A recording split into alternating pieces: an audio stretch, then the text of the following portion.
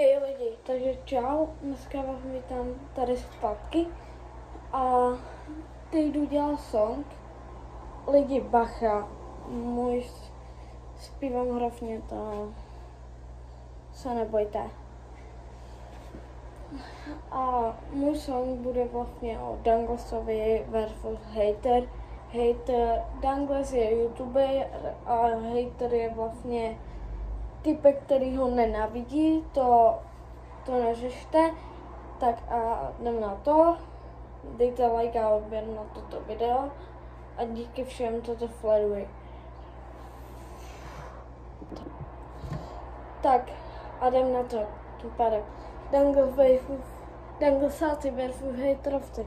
Hejterovci nebudou mít šanci, nikdy by ji neměli, i kdyby se hejter vbořil na kolena, řekl, že se omlouvá, ale to je Danglesovi jedno, protože Dangles je gangster.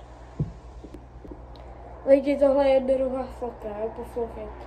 Dangles a Jongles jsou bratři, nikdy se nehádají, v rivalstvu jsou nejlepší a Jonglesova máma, je to jeden tým, za sebe hrajou, za sebe nehrajou, protože jsou to prostě bratři, kteří hrajou všechno sami.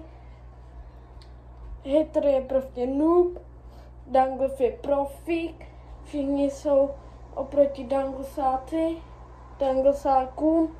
Fuj, haterovci